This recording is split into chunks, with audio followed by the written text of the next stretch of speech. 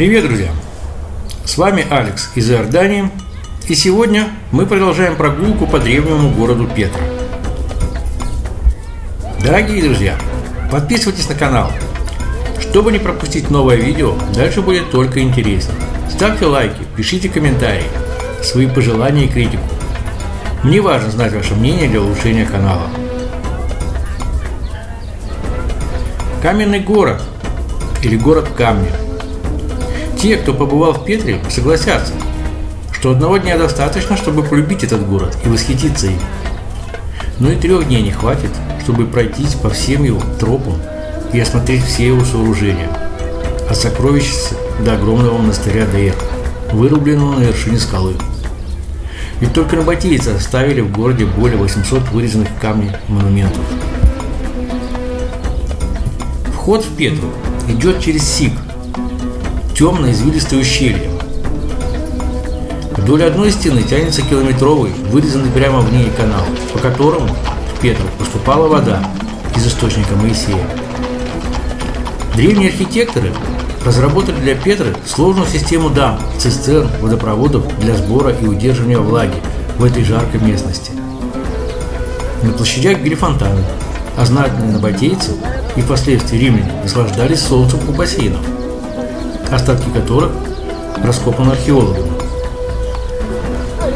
Представить это, глядя на совершенно безжизненные скалы под палящим иорданским солнцем, было невозможно. Мимо проезжают маленькие повозки и спешат туристы. Но лучше выходить из сокровищ фараона медленно. Фасад этого красивейшего здания Петра сначала чуть появляется в просвете между скал, а затем с каждым метром открывается все больше и больше, пока не предстает сияющим на солнце во всем своем величии.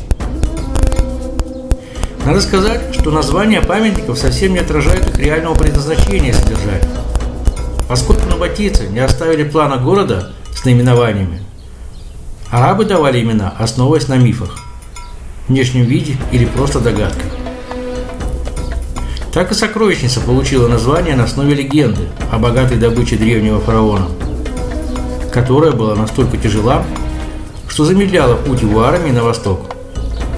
Пришлось спрятать большую часть в скалах. На чаше, венчающей здание, видны следы пуль бедуинов, уверенных, что именно в ней и находится золото.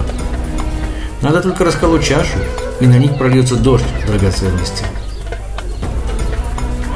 За колоннами расположены двери во внутренние комнаты. Небольшие помещения, считаются, служили усыпальней великого набатейского царя Арепа IV, при котором город достиг своего расцвета, в том числе и достижениях архитектуры. Поражает расцветка внутренних помещений. Наплывы песчаника от белого до бордового, как бы размазанный кистью природы по стенам усыпальницы. Фасад этого сооружения размером 30 метров в ширину и 43 метра в высоту вырезан из цельной скалы и украшен статуями набатейских богов и богинь. Сокровищница смотрит через площадь прямо на узкую щель Сика, и кажется, что Петр состоит из единственного здания. Вокруг видны только красно-розовые скалы. Но на самом деле сбоку от него есть проход, неожиданно расширяющийся за поворотом и превращающийся в просторную дорогу, ведущую к центру древнего города. По обеим сторонам высятся вырезанные в скалах фасады зданий, которые поражают своей монументальностью.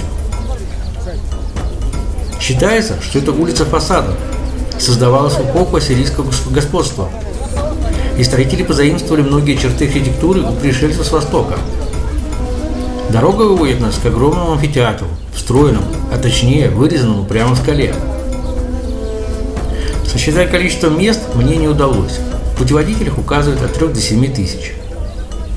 Изначально театр был построен набатейцами для ритуальных целей, а впоследствии расширен римлянами для грандиозных представлений, на которые собирались полгорода.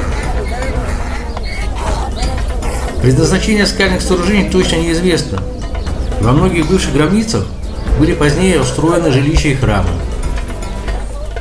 Нет ответа на вопрос, были ли вообще все сооружения гробницами, Поэтому, описывая Петру, я буду употреблять устоявшиеся сегодня термины, как принято в современной Иордании. Несколько дорог расходятся от амфитеатра в разные стороны, и каждая ведет в свое время. Свернув направо, можно попасть к комплексу внушительных королевских гробниц. Двигаясь на запад, мы увидим развалины храма Душары, верховного бога Набатеев. Это, наверное, единственное массивное строение, стоящее отдельно от скалы. Затем тропа ведет к узкому ущелью с длинной 800 ступеней и крутой лестницей к монастырю Ад-Дейр, крупнейшему сооружению Петры. Чтобы пройти сквозь ущелье вверх, можно нанять осликов. Впрочем, выносливый путешественник сможет преодолеть этот путь и пешком. Я преодолел его пешком. Сделанный в духе сокровищницы, но с меньшей детализацией орнаментов и лишенный статуй, монастырь Ад-Дейр заметно шире ее. Доподлинно известно, что в византийское время здесь размещалась христианская церковь. С тех пор закрепилось это название. По скалам можно забраться на самый верх, к Корне, чтобы оценить масштабы работы набатейских каменотесов и грандиозный вид на всю долину Моисея. Путь отсюда только назад, вниз. Издали, от монастыря, королевские гробницы кажутся небольшими на фоне скалы Джебель-Купта, из которой они, собственно, и вырезаны. Самая дальняя, датированная 126 годом нашей эры, единственная гробница в Петре, на которой написано, кому она предназначалась. Римскому губернатору провинции Аравия Секстиусу Флорентинцу. Если двигаться от нее в сторону амфитеатра вдоль стены королей, можно осмотреть дворец-гробницу с фасадом в виде римского храма. Коринтийскую гробницу, похожую на сокровищницу, но сильно разрушенную временами и землетрясениями, а также сравнительно небольшую шелковую гробницу, стены которой рассвечены всеми оттенками желто-красно-серого песчаника и будто укрыты сверкающимися на солнце шелковым покрывалом. Расположенная рядом гробница Вун по высоте не меньше сокровищницы или монастыря. К ней ведут многоэтажный арочный постамент, переплетающийся лестницей и боковая колоннада. Поражает и комната за массивным входом размером 17-19 метров, где в полумраке и в прохладе можно отдохнуть от зноя.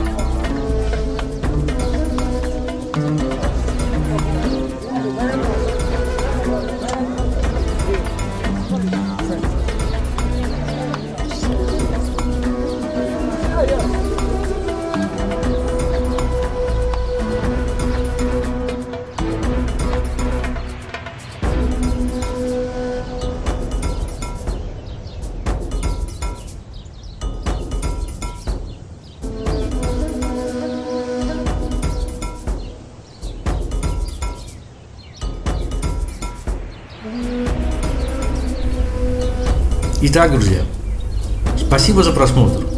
Не забываем подписываться, жать на колокольчик и ставить палец вверх.